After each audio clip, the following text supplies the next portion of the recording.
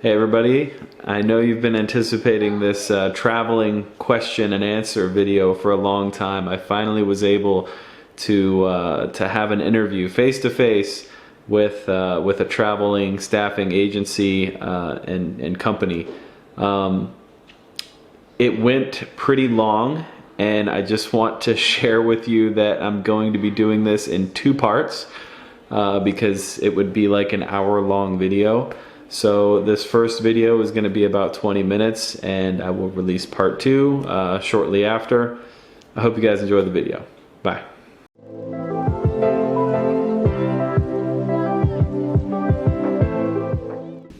Hey everybody, welcome back to another Surgical Tech Tips. I'm here with Sam Mercer. He has blessed us with flying all the way out to Las Vegas to do this highly sought after video and interview with an actual travel company, and he is the owner of Junction Med Staffing, and he came out here to answer some questions for you guys. So a little bit about yourself. Yeah, I was a surgical tech for almost 2 years before I started traveling. Started my first gig in Missouri, and I went to Ohio, and then I went to Texas and stayed there for a full year. And actually met my wife while I was there. Decided that I kind of wanted to hang up traveling and be married. Yeah. So get the family life going. Yeah, exactly. All right, so to continue on with some questions regarding traveling in general, a lot of these are questions that I've pulled from you, the audience, questions that I've asked you and that you have given me, as well as just some of my personal questions and questions that I see kind of revolving around Facebook groups and stuff like that. So first off, let's kind of go over experience required in regards to traveling. So for a tech kind of just graduating, looking to get into traveling, how much experience would you suggest they need to receive or acquire before they start looking into doing some traveling? Sure. So I always recommend at least 2 years of experience. There are some companies that will take you with less than that. I firmly believe in the 2-year mark, and it just depends on your background too. My main experience came from a Trauma 1 facility where I was doing a lot of ortho trauma, and just really putting in the overtime and stuff like that. And so I felt comfortable going just before 2 years. Yeah. But I highly recommend 2 years.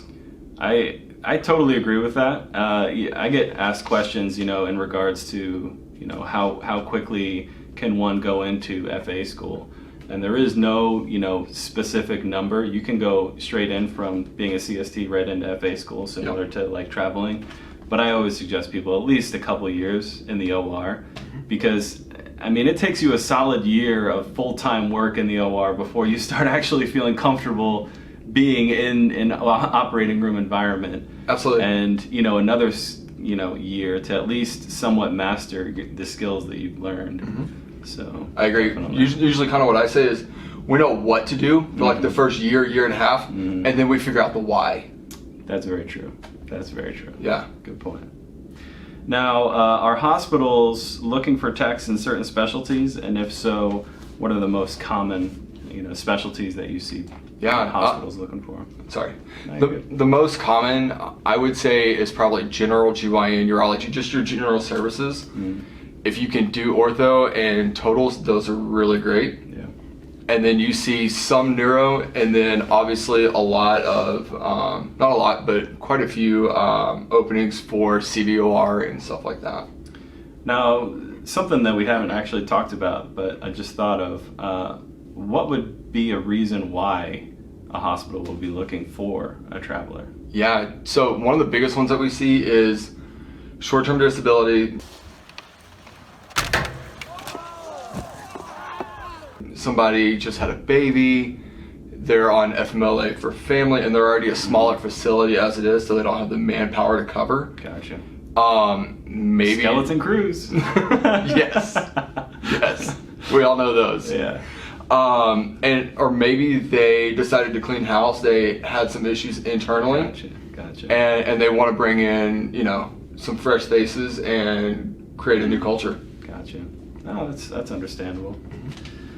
All right, now, the big question always comes down to money. And, you know, how much you make being just a full-time tech, working at a hospital, versus, you know, being a traveler. Because I think a lot of light is kind of shown on traveling as being a pretty lucrative way of being a surgical technologist. Definitely. So, definitely. If you could kind of break down, you know, exactly how, you know, payment goes for contract. Yeah.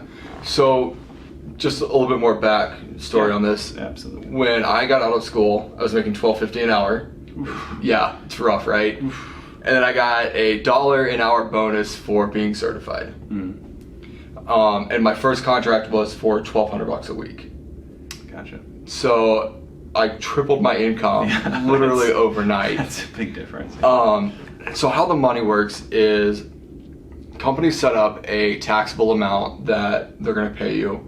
And we have to stick to that pretty rigidly. Like an hourly rate? Correct, or like a weekly? an hourly rate. Okay. And so like Junction chooses $14 an hour. Mm-hmm. It's still a little on the low side, Mm-hmm. but it takes care of our guys in the fact that they get more tax-free incentives and the stipends and stuff like that. Gotcha. So for instance, a $1,200 contract, $560 a week would be taxable, and then the rest would be tax-free. Gotcha. So yeah, go ahead. I'm sorry. So that would break down into what? Like the tax-free stuff would break down. Mm-hmm. So half of that would go into meals and incidentals, and half of it would go into housing. Okay. That's basically it. Money for a contract. Yeah, there's a lot more things we can talk about, but yeah, very general like understanding. That's what they need to know. Yeah. Okay. Now, so you said the $14 an hour is usually like your base rate. So, you know, somebody looking into a potential, you know, travel assignment, money is not really negotiable in that aspect. As far as the taxable side, no. But the non-taxable side. But the non-taxable, so the GSA, the government, I forget what it's called. You can look it up, gsa.gov, and it tells us what we can pay people for their per diems and stuff like that. Gotcha. So we can max those out more, and then once those get maxed out, we can roll it back into their hourly. But generally speaking, for surgical techs, that doesn't happen a whole lot. It happens more in nursing and stuff like that. Gotcha. So, but you know, that's where the bonus in traveling is it's in the stipends. That's why we travel, you know. Part that's not taxable. Exactly. Which is key. It's more money in your pocket. Yes, exactly. So you go from being taxed, you know, $200-300 a week to being taxed $100 to $120 a week. Yeah, that's nice. And so that's a big bump. Yeah.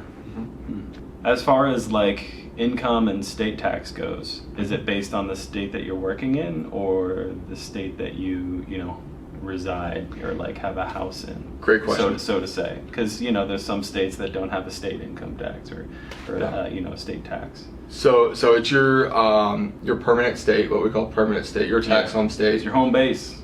You get taxed there, and then you get taxed where you're on assignment because you're earning an income. Oh, there. so you're. Oh, okay. Yep. So that is one of the negatives. Yeah, it's still. And then you know if you do have a taxable home, then you've got to keep that expense up, and then plus where you're currently living. Gotcha. Yeah. And generally for those, we recommend like Craigslist, VRBO, Airbnb, stuff like that, just to help keep your costs low. Because like if you're in a extended stay or something like that, it's going to eat up a lot of that money that you are hoping to make. Could be pocketing, yeah. Yeah, exactly. Gotcha. All right, and kind of lastly about money, what would you say, you know, an average take home would be? I mean, I've done a previous video on surgical tech salaries, and I know it can vary from, you know, over $100,000 a year to, you know, $30,000, $40,000 a year in some states. Is it vary that much as far as traveling assignments go as well? It depends on the company that you're with. You know, different companies have different margins that they work with, obviously. You know, and as far, I mean, I've seen contracts as low as $900 a week, which is extremely low. extremely low. But I would say on average, you're gonna, if we're talking about bring home, Yeah. probably 1,100 to 14, maybe 1,500 bucks a week. There are some out there that are a lot more. Like we have a surgical tech job right now that's open. That's for a general services surgical tech. Yeah. That's 1,900 bucks a week, and then they're bringing home like 1,700, 1,750, something like that. Yeah. Oh, that's pretty good. Yeah. So there's good money out there. There's really good money out there. Yeah. All right, that's all for money. All right, let's go on to possible benefits. So, are travel techs considered? Are you considered like independent? You have like an independent job. So as far as your taxes go, are you considered like an independent employee? Are you employed by a company because they're with you a travel agency, or how does that work? Yeah, so all of our people are W-2 employees. W-2 employees. Mhm. Okay.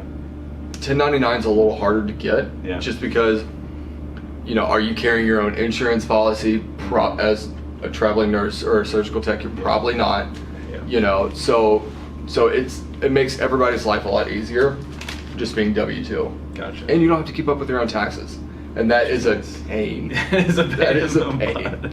It is a super, super big pain in the butt. So with you having multiple travelers in your company, do you have benefits in place for them, or do majority of those people have their own health insurance, their own dental, or maybe the assignments they go to, are the hospitals putting in place like dental or health first day when they get there, 401ks, that type of stuff? How's that? That would be great if they did.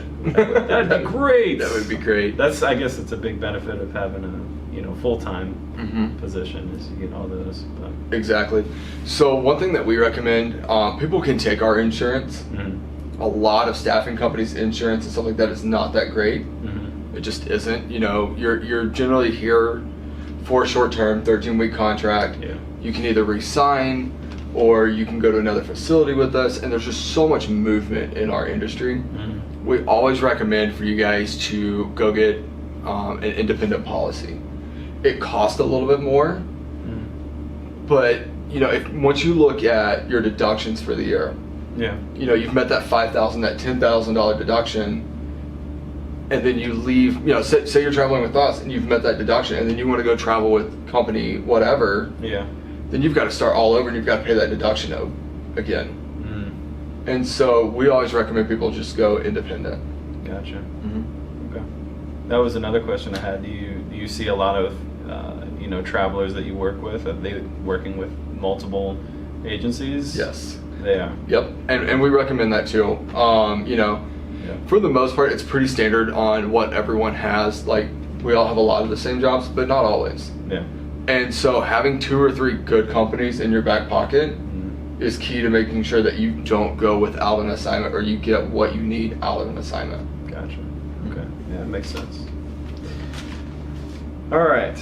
Moving on to travel. A good question that I've seen a lot is, are you able to be, a travel tech even if you're staying in the same state? Yes.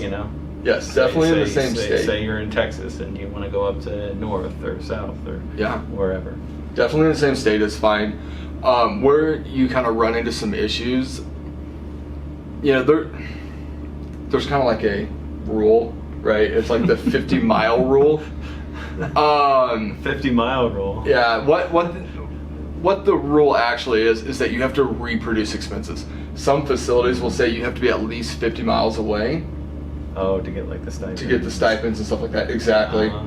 But by the IRS code, it's you have to reproduce expenses. Yeah. To get the stipends. Gotcha. Gotcha. Okay. So reproducing the expenses as a travel tech, they have to record like all of their eating and their monthly rent and all that type of stuff as well. Yes and no.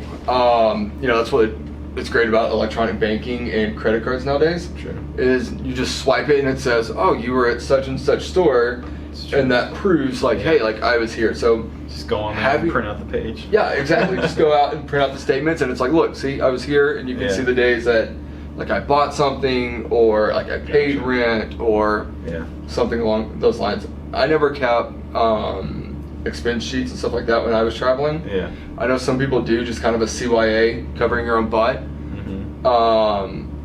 But yeah, generally speaking, just the credit card and showing where the location is. That's good enough. Yeah. Now, in cases where you're traveling, not necessarily, well, it's not really out of the country. It's like Hawaii and places like Hawaii and Alaska. How does having like a car or transportation work? You know, if you're going out there on a travel assignment. Yeah. So usually a lot of people will fly to Alaska and Hawaii. They'll just fly, and then they will moped, or they'll bus, shuttle, that's Uber. Cool. Get a we had somebody that went to Alaska, and they stayed like 2 miles from the facility, and so they like walk basically. Yeah. Well, it's kind of cold there sometimes. and so one of the permit boys would just come by every morning and just pick them up and drop them off. Oh, that's good. Yeah. That's nice. Yeah. Oh, that's good to know. So kind of along the line of that, you know, something that's questioned pretty often is, you know, any assignments internationally outside of the U.S. And we kind of talked about this a little earlier, but I know it's a question that gets asked all the time. Yeah. What was the term? Theater nurse is what we came up with. Theater nurse. That they call them a lot. Yeah. The only one I've really seen is the Saudi Arabia contract that we were talking about for surgical techs, but most other developed countries is you have to be a nurse. Yeah, it's pretty much all RNs that are working in the operating room. And you know, some of you viewers are operating room nurses in Europe and Australia and stuff like that, and you all understand. That's cool. I've gotten messages from all you guys. Now, do some hospitals provide any type of housing options, or are you just expected to kind of find your own place to stay every single time? Yeah, we have one hospital in Montana that provides housing, and they charge like $100 a month, which is really cool. Wow. Everybody loves that one. So is it like a hospital house or something like It's that? like- Or it's like a property that they quadplex, own? yeah. Wow, that's nice. That's really nice. Yeah, it's really cool, and that's really beneficial for the travelers. But generally speaking, find your own housing, and I'm really glad you brought that up. Yeah. A lot of companies will provide housing for you, but then that takes away your tax-free money out of your housing, and that becomes a taxable event. Gotcha. So you're much better off figuring out how the Craigslist, the VRBO, the Airbnbs work, because you'll make more money. Gotcha.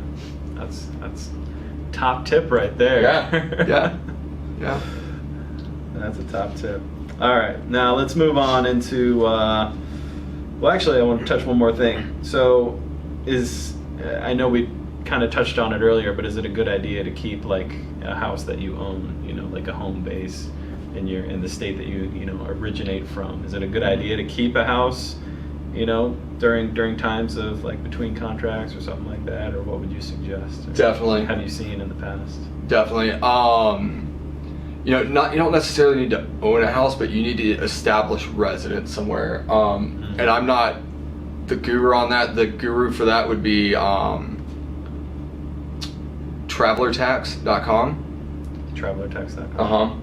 And they are strictly for travel nursing, and they deal with like all the taxes. Gotcha. And all those loopholes and everything you need to know. Gotcha. But definitely, you want to have a place that you're at least paying some rent, to where if you do get audited and the IRS is like, okay, so where is your tax home? You can say, oh, like this is it. I have a bedroom. It's furnished. It's all my stuff. Like I for sure live in this place. Yeah. So yeah. One last thing about kind of travel that I just thought of, in regards to folks that have, families, maybe pets, stuff like that. I know it's probably a lot more difficult to travel with that type of stuff. Do you see a lot of that? Yeah, we actually have a surgical tech right now who, her husband does just general labor stuff while she's on contract. and they have 2 kids, and it works out pretty well. They rocking an RV or something? No, they Airbnb, VRBO, Wow, and that's cool. they love it. Yeah. He just does a few odd end jobs on her days off, so she can watch the kids, and they make it work. That's cool. Yeah. Fun lifestyle. Yeah, it really is. So that is going to be it for part 1 of this surgical tech travel video. Sam is a really great guy, and he was gracious enough to share a lot of knowledge with you, the community out there. And these 2 videos that are going to be posted up is just a wealth of knowledge as far as traveling goes for not only surgical techs but nursing as well. So I will see you again in part 2 very soon after, probably a couple days. Thanks again for watching, guys. As always, I appreciate it, and I will see you again very soon. Bye.